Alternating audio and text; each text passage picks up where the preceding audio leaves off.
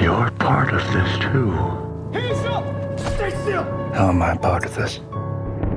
The Batman delivered a moody new take on The Dark Knight, and among the most recurring compliments from audiences and critics is the film's emulation of noir and detective stories. Many cite the Batman as having been more influenced by movies like Seven than other superhero films. Yet, although the Batman undoubtedly contains elements of detective fiction in its tone and structure, it doesn't commit to the genre as much as you might think. The main suspect in this investigation is the film's fourth act, which unravels the Batman's lofty genre ambitions. This begs the question, or as one Edward Nashton would put it, riddle me this: is The Batman really a detective noir movie? Let's try and solve the puzzle.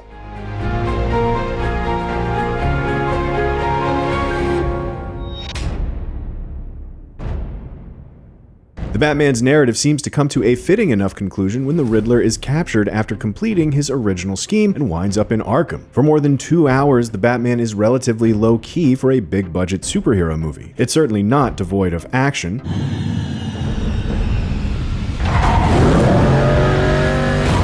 But Batman spends much more time talking to people and skulking around crime scenes than beating up thugs. If we take the idea that Batman is supposed to be a detective movie, first and foremost at face value, then we have to consider the genre conventions, which means a story that's more about reveals than fights, more cerebral than adrenaline pumping. Sins of the Father. Renewal is about growth. It is about planting seeds and renewing Gotham's promise. Shall be visited upon the sun. For a significant portion of the movie, this idea tracks. However, it all goes out the window when Riddler reveals that he had a second, secret plan all along to blow up Gotham's waterfront and call in an army of his online followers to declare open warfare on the city while it floods. It's not exactly clear what Riddler's endgame is here beyond mass chaos, with the only concrete part of the plan being the attempted assassination of the city's new mayor, Bella Real. It's a complete left-field swerve tonally and plot-wise, one that feels more mandated by the expectations of big-budget studio filmmaking than what the narrative requires.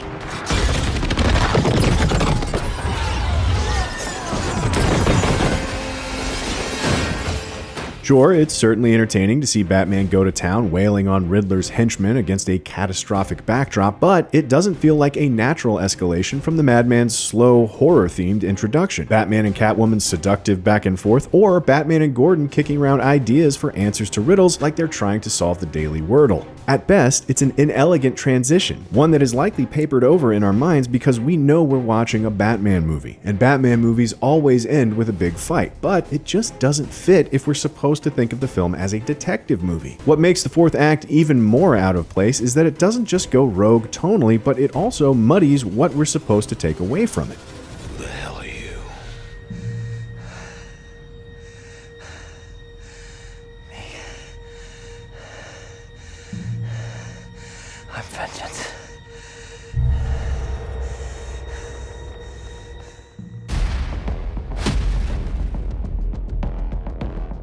What's particularly fascinating about the initial story for the Batman is how it ultimately serves to make Batman ineffectual. Although we start with Batman stopping an assault and the bat signal's symbolic use insinuating that Batman's newfound presence in Gotham is a deterrent to crime. That core idea is not actually carried through the rest of the narrative. Despite the character having the moniker of the world's greatest detective in popular culture, this particular Batman is not great at that part of his job. Look at you two! World's greatest detectives!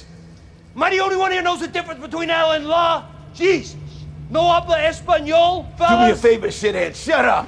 Not only does Alfred do some of the heavy lifting for him, but Batman doesn't do much in the way of genuine detective work, like chasing down leads, analyzing evidence, and cross-referencing stories. Sure, he solves some of the riddles, but beyond that, he stumbles his way through the bizarrely stretched out El Rata Alata business, fails to save the life of the DA with the bomb collar, and even plays directly into Riddler's hands by delivering Carmine Falcone into the precise spot he wanted to assassinate him. When you really think about it, Batman didn't play the game and win. He got played and lost. Oh, you're really not as smart as I thought you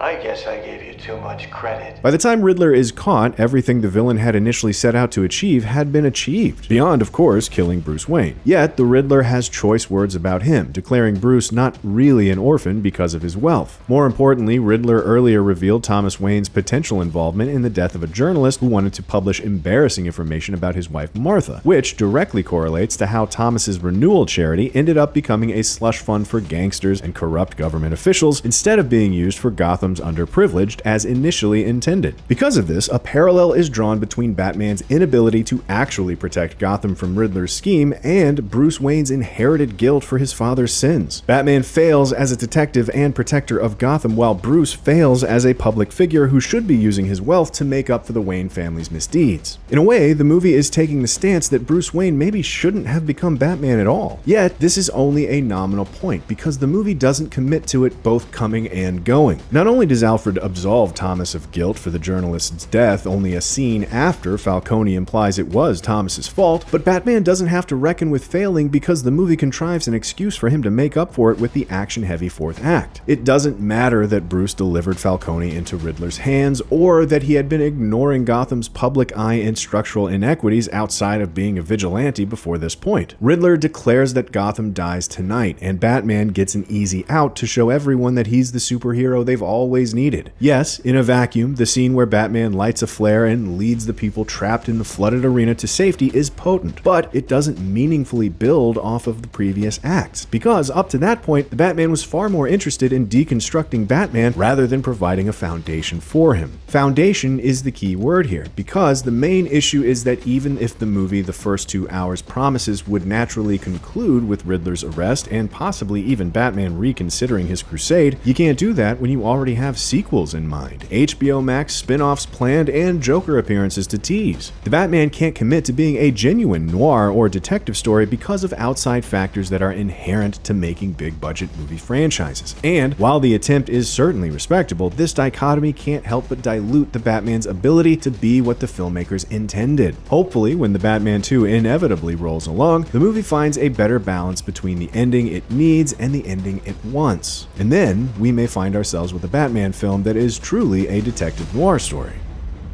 Thanks for watching. Let us know your thoughts in the comments below. For more on the Batman, check out director Matt Reeves discussing his take on the Joker, and view our ranking of all the Batman movies. Be sure to follow and subscribe wherever you like to watch IGN.